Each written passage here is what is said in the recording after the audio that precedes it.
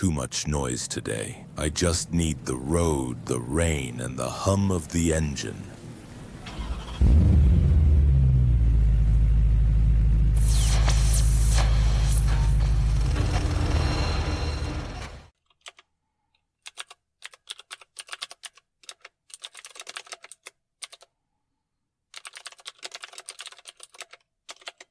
Have you ever felt like there's a part of you don't really understand? Like, you're not sure who you really are anymore? I've been there too. Let me share something with you. Maybe it'll help you see things a little clearer. I've often asked myself, why do we stay with people who hurt us? Not just once, but over and over. Why do we hold on to relationships that drain us, even when every part of us knows we deserve more? It's not a rhetorical question. It's one I've wrestled with, cried over, and lived through. And if you found yourself in that same quiet despair, I want you to know you're not broken. You're not foolish. You're not alone. I remember this one relationship that felt like home and hell at the same time. On the surface, things looked fine. We laughed, shared meals, planned our future. But deep down, I was constantly walking on eggshells, trying to earn love that always seemed just out of reach. There were lies, betrayals, and worst of all, that quiet ache of feeling invisible while standing right next to someone. And still I stayed. Not for days or months, but for years. At first, I told myself I was being loyal, that all relationships are hard, and I just had to try harder. Then I blamed myself. Maybe I was too sensitive, too needy, too much. But none of that explained the deeper truth. The truth that whispered from somewhere old and buried. This isn't about them. This is about me. It took me years to understand this. But one night after another fight, I sat in silence and finally asked myself, why do I keep choosing pain and calling it love? And I didn't have an answer. Not right away. But that question became the beginning of everything. Because real change doesn't start with certainty. It starts with honesty. Brutal, tender honesty. You see, we don't choose hurtful people because we're stupid. We choose them because, in some twisted way, they feel familiar. That's the part that messed with my head. I didn't want to admit that what was hurting me actually felt like home. Because growing up, love didn't look like safety. It looked like being constantly measured, corrected, compared. It was conditional. If I performed well, I was acknowledged. If I messed up, silence or shame. That was the currency of connection. So what did I do when I grew up? I found someone who repeated that rhythm. Someone who loved me just enough to keep me hoping. Who gave approval in crumbs and withheld affection like punishment. And my nervous system, my subconscious, it said a yes. This I know. This is love. I didn't realize I was repeating a pattern, try to rewrite my childhood by earning love from someone emotionally unavailable. That wasn't love. That was a wound asking to be seen. And here's the hardest part. When you start to realize this, it doesn't immediately make it easier to leave.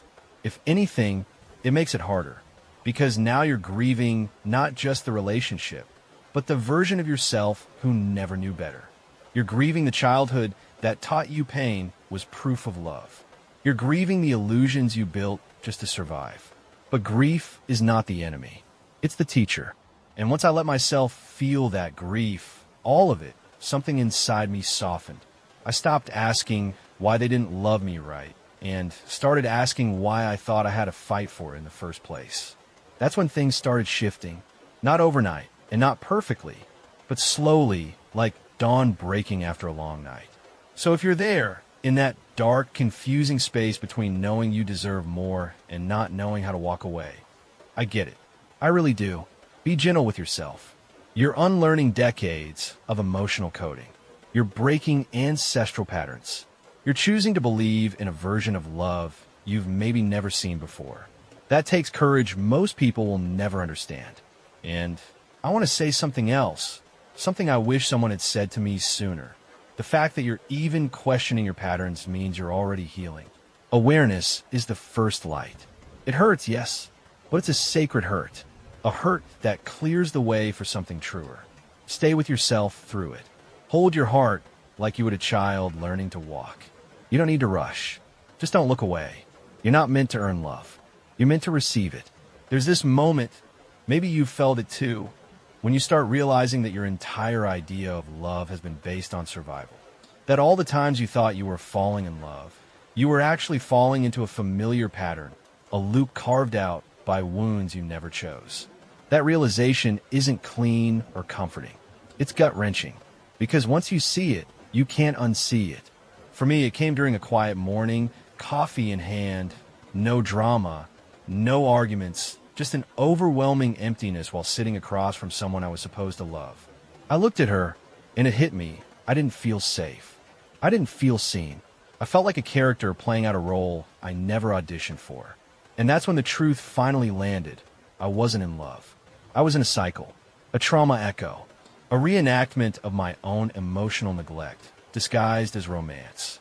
I started tracing it back, not just to that relationship, but to the blueprint laid down in childhood. In my house, love was strict, rigid, earned. My parents weren't bad people, but they were emotionally unavailable in that cold, distant way that makes you question your worth before you even know what worth means. I was either not enough or too much. Always something to fix, never someone to hold. So I adapted. I became the good kid. The one who didn't complain, didn't cry too loud, didn't ask for too much. I learned to anticipate what others needed before they said it. I learned to perform for love. And I got really good at it. So good that I didn't even know I was doing it anymore. That pattern followed me into adulthood like a shadow I couldn't name. Every relationship I entered, I brought that same unspoken rule. If I just love hard enough, maybe I'll finally be chosen. But that's not love. That's fear wearing perfume. When I started reading Jung, it was like someone was finally translating the chaos in my chest. He said, until you make the unconscious conscious, it will direct your life and you will call it fate. That hit me like a thunderbolt. I wasn't cursed. I wasn't broken. I was just unaware. I was following a script I didn't write, thinking it was the only story available to me. And slowly, I began to rewrite it. I started asking myself hard questions, not to judge, but to understand. Why did I feel safer with people who criticized me than those who praised me?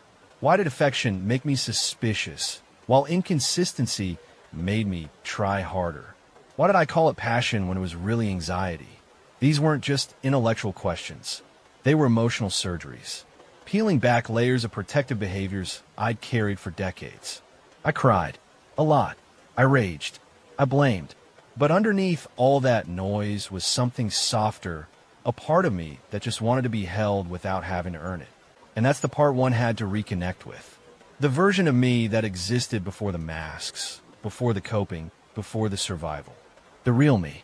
The one who still believed in gentle love, even if he'd never really known it. Healing didn't look like suddenly attracting perfect partners. It looked like catching myself before I ran back to familiar pain. It looked like saying no to emotional crumbs. Like sitting in loneliness without calling my ex. Like choosing peace over drama, even when it felt boring. It looked like learning to be with myself, fully, without judgment. And let me tell you something. That is a deeper kind of intimacy than any romance I'd ever known. Because when you stop outsourcing your worth to someone else's approval, everything shifts. You don't just want love, you want truth. You don't settle for being needed. You crave being understood. And you realize, finally, that you're not here to be someone's emotional rehab. You're here to be whole. That shift changes how you date, how you communicate, how you grieve, how you love. It makes space for real connection. Not the kind that completes you, but the kind that meets you. And maybe that's the most powerful thing we can do in this life. Meet ourselves fully and decide we're worth loving exactly as we are. Somewhere along the way, I realized I had no idea what love actually felt like. I mean real love, the kind that doesn't suffocate, doesn't manipulate, doesn't make you question your sanity every other day. For so long, I thought intensity was love. That butterflies meant passion. That anxiety was proof that I cared. But it wasn't. It was emotional addiction. And it took me losing myself to finally see the difference. Love, I've come to understand, is quiet. Steady. It lets you breathe. It doesn't demand you shrink or perform. It doesn't punish you for having bad days or silence you when you need to cry. Love holds space. And most of all, it lets you be. But when you've spent your life in emotional survival mode, that kind of peace feels foreign, almost boring, like something you haven't yet learned how to trust. That's how I started uncovering the difference between love and dependency. Dependency is a beautiful liar. It whispers you need them, not because they support your growth, but because they fill a void you've never learned to hold on your own. With dependency, your mood depends on their attention. Your worth hinges on their validation. Their silence breaks you. Their approval revives you. It's a seesaw of emotional highs and crashes, and your whole being becomes addicted to the ride. I remember waking up and checking my phone immediately, not because I had something to say, but because I was terrified of silence. If they didn't message, my chest would tighten. I'd scroll through old texts looking for signs, replay conversations, invent excuses for their absence. My mind was a courtroom and my heart the only one on trial. That wasn't love. That was abandonment trauma in disguise. When I finally began to untangle the roots of that dependency, it was painful. I saw how much of my identity I had poured into the idea of being chosen, how I confused attention with care, control with commitment, jealousy with devotion. It wasn't about partnership. It was about validation. And without it, I felt like I was disappearing. So I started practicing something radical. I stopped chasing. I stopped explaining. I stopped trying to fix people just so I wouldn't have to sit alone with myself. Instead, I turned inward and began asking, what am I running from? At first, the silence was unbearable. The lack of external validation left me feeling raw and exposed. But in that space, I started to hear a quieter voice, one that had always been there but got drowned out by fear. It whispered, "You're enough. Just you, as you are." That voice grew stronger the more I listened. I began to enjoy my own company. I started doing things not to impress anyone, but simply because they made me feel alive. I wrote more, took walks without headphones, sat in cafes alone. It wasn't always easy, but it was honest. And slowly, I realized something profound. I wasn't lonely. I was just detoxing from the illusion that I needed someone else to complete me. Love is not supposed to erase you. It's not supposed to make you afraid of being alone. It's not supposed to be a trade. Affection for obedience, attention for silence, loyalty for self-abandonment. Real love wants your truth, not your performance. And here's the beautiful irony. The moment I stopped needing someone to rescue me, I stopped attracting people who wanted to be my savior or my captor. I started attracting people who respected my wholeness, who weren't threatened by my independence, who didn't need to own me to love me. That's when I finally understood you cannot truly love another until you've learned how to stand with yourself. Dependency says, without you, I am nothing. Love says, with you, I am more. But even without you, I remain whole. If you're in that space right now, where love and dependency feel tangled, be gentle. You're not weak for feeling attached. You're human. And the fact that you're waking up to the difference means you're already healing. Just remember this. No one can be your home until you've built one inside yourself. I wish someone had told me earlier that healing isn't this clean, upward journey where everything starts making sense and life suddenly becomes light. Healing is messy. It's a back and forth dance between who you've been and who you're becoming. And some days, it feels like you're regressing, like all the work you've done means nothing. But those moments, they're not failures. They're just echoes. Reminders of the self you used to be, calling out as you rise beyond them. That's what happened to me when I finally stepped out of my toxic relationship. I thought I'd feel free, liberated, proud. And part of me did. But another part, the deeper part, felt empty. Like I had just amputated a piece of my identity. I wasn't just mourning the relationship. I was mourning the version of myself that existed inside it. And that grief, it hit harder than I expected. So I did something I hadn't done in years. I sat with myself. No distractions, no noise, just me and the silence. And I asked, who am I when I'm not trying to be enough for someone else? At first, I had no idea. My identity had been built on pleasing, adapting, fixing, earning. Stripped of that role, I felt naked. But somewhere in that discomfort, I found something rare, honesty. I realized I didn't really know what made me happy, what I wanted, what I even liked outside the lens of someone else's preferences. So I started exploring. I journaled like my life depended on it. I tried new things, music, art, hiking, silence. Some felt awkward, forced. Others awakened parts of me I didn't know existed.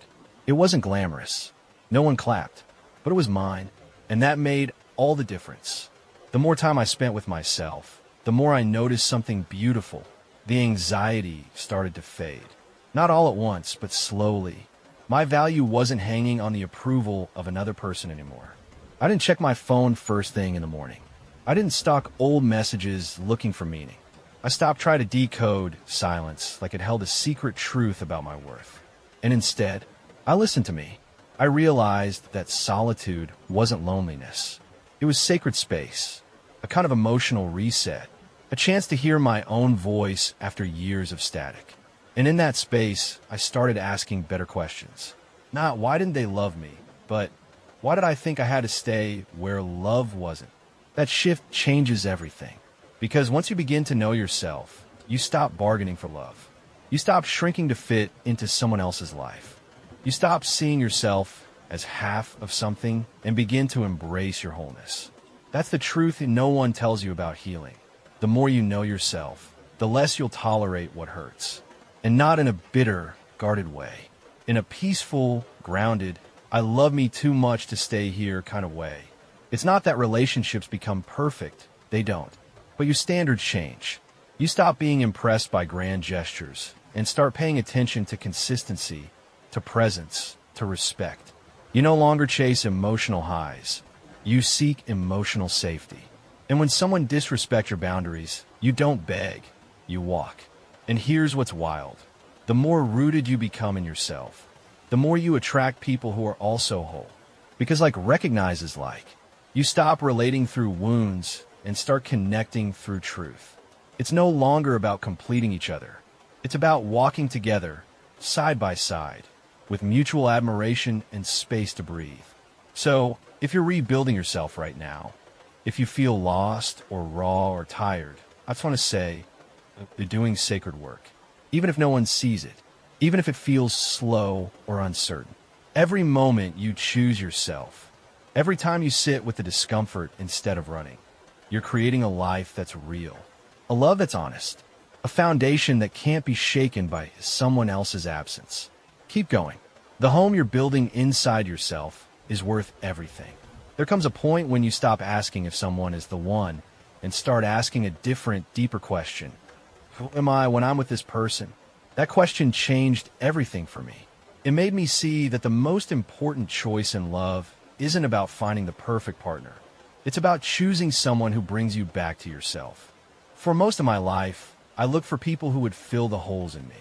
I wanted them to give me what I couldn't give myself: reassurance, safety, purpose, even identity. But no one can carry that weight for long. Eventually, the cracks show. They pull away. I get anxious. The cycle repeats. And it's not because I chose bad people. It's because I didn't know how to choose from a place of wholeness. That changed when I started asking real questions. Not about them, but about the we. Were we building something together, or just coexisting out of habit? Did we inspire each other, or just survive side by side? Were we partners in growth, or were we trapped in a performance? I began to realize that love, real love, is about more than chemistry or shared interests. It's about how two people show up for each other in the everyday. When things aren't romantic, when a mask is off, when life is hard and no one's posting pictures. That's where the truth lives. One of the first questions I learned to ask myself was, can I be fully myself with this person? Not the polished version, not the agreeable version. The real me. Weird quirks, messy emotions, flaws and all. If I had to walk on eggshells, if I had to edit my thoughts, if I couldn't cry without guilt or express joy without fear of being too much, that wasn't love. That was performance. Then came the second question. How do they respond to my vulnerability? Do they lean in when I'm hurting, or do they shut down? Do they try to fix me or sit with me? The right partner doesn't need you to be perfect. They just need you to be real. And they meet you there, not with solutions, but with presence. Another important one was, Are we going in the same direction? You'd be amazed how many people stay in relationships with completely different visions of the future, hoping time will somehow merge them. But love without alignment is exhausting. You can love someone deeply and still be wrong for each other. And that's one of the hardest truths to accept. That love isn't enough if you're not growing in the same direction. And then there was this. How do we handle conflict? Not just the big blow-ups, the subtle stuff too. Can we disagree with respect? Can we repair after rupture? Or do we punish each other with silence, guilt, manipulation? Conflict isn't the enemy. Avoidance is. A relationship where you feel safe enough to disagree is one worth holding on to. One of the biggest red flags I ignored for years was a lack of emotional support. I used to think love was just about being there for the good stuff, but a true partner shows up in the shadows. They believe in you when you've forgotten who you are. They celebrate your dreams without shrinking your light. They remind you of your worth, not because you asked, but because they see it. And finally, and maybe most importantly, I asked, do I feel respected? Not just in public, in the little moments, in how they speak to me when they're tired, in how they honor my boundaries, in whether they truly listen. Love without respect becomes control. It becomes fear. It becomes something that looks like love, but leaves you feeling small. The truth is, choosing a lifelong partner is less about finding someone perfect and more about finding someone who matches your peace. Someone who honors your journey, not just your highlights. Someone who doesn't need you to be fixed, but simply present. Someone who meets your depth with their own. So if you're with someone right now, or hoping to find someone soon, don't ask if they're your other half. Ask if they see you, if you feel more you when you're with them. If you both are willing to grow, to stumble, to rise together. That's the kind of love worth choosing. Not the one that completes you, the one that meets you. There's this quiet kind of love that doesn't make headlines or show up in movies. It doesn't sweep you off your feet or leave you breathless. But it holds you in your mess, in your doubt, in your silence. It's the love that sees you not as a project, not as potential, but as a person. And when I finally experienced even a glimpse of that, everything in me softened. Because for the first time, I didn't have to prove I was worth loving. That's the kind of love I want you to wait for. But let me be honest, getting to that place wasn't just about finding the right person. It was about becoming someone who believed they deserved that kind of love. And that was the harder journey. Because before I could choose right, I had to unlearn everything that made me choose wrong. It started with letting go of shame. The kind that whispers, you stayed too long. The kind that makes you feel like you're broken because you didn't walk away sooner. But here's the truth. You weren't wrong for loving deeply. You weren't foolish for hoping. You were doing the best you could with the emotional tools you had. And now you're building new ones. Forgive yourself for what you didn't know. You're not late. You're just waking up. And waking up means you start seeing red flags as warnings, not puzzles to solve. It means you stop calling it love when it feels like fear. It means you finally listen to that inner voice, the one that always knew when something wasn't right, but got silenced by hope. It also means you stop settling for almost. Almost seen, almost respected, almost chosen. Because almost love is the most dangerous kind. It keeps you hooked with just enough attention to stay, but never enough to heal. You end up sacrificing your wholeness for someone else's comfort. And you call it compromise. But it's not. It's self-abandonment. Real love doesn't ask you to disappear. It invites your fullness. It welcomes your complexity. It sits with your pain without rushing to change you. It doesn't just love the parts that are easy to admire. It stays when you're messy, when you're scared, when you're not performing. But here's something else I had to learn. Sometimes the person we most need to love us like that is ourselves. That sounds cliche, I know. But hear me out. When you learn to sit with your own loneliness, without numbing it, without escaping it, you realize it's not a punishment. It's a mirror, a moment where your soul is asking, can you stay with me? Even here, and when you say yes, even trembling, that's when the healing begins. You start doing things for you, not to impress anyone, not to fill space, but because you're building a life that feels like yours. You take yourself on walks. You laugh out loud alone. You rest without guilt. You draw boundaries without apology. And slowly, you become the kind of person who doesn't just want love, you embody it. From that place, you choose differently. You don't chase. You don't cling. You don't beg for what should be freely given. You meet people eye to eye, not from below. And if someone tries to dim your light or make you smaller to fit their comfort, you walk away with your head high, not because it didn't hurt, but because you finally know who you are. You were never too much. You were never too sensitive. You were never asking for too much. You were just asking the wrong people. So now, when I think about love, the kind that lasts, the kind that builds, the kind that heals, I don't look for fireworks. I look for presence, for peace, for someone who says, I see you, and means it. Someone who doesn't need me to shrink or shine on command. Someone who meets me where I am and walks with me toward where we both want to go. And I hope, more than anything, that you find that too. But first, find it in yourself. Because once you do, you'll never mistake pain for love again. I think the most beautiful thing about this journey, this long, messy, raw journey back to yourself, is that one day you wake up and realize you're not afraid anymore. Not afraid of being alone. Not afraid of choosing yourself. Not afraid of letting go. And when that moment comes, it doesn't arrive with a bang. It comes gently, like sunlight creeping in after a long storm. Quiet, steady, undeniable. That's how I knew I had changed. I wasn't looking for someone to save me anymore. I wasn't looking for someone to validate me. I wasn't asking, will they stay? I was asking, do they align with my peace? It's such a subtle shift, but it changes everything. Because once you stop needing love to fix you, you start choosing love that frees you. That's when I began to see with clarity what used to be fog. I saw how much energy I had poured into relationships that didn't nurture me. Not because I was weak, but because I didn't yet believe I was worth more. I forgave myself for that. Truly. Because when you know better, you do better. But before that, you survive. You learn. You stumble. You grow. And eventually, you rise. From that place, I began to understand what choosing a life partner really means. It's not about finding someone who checks every box on a list.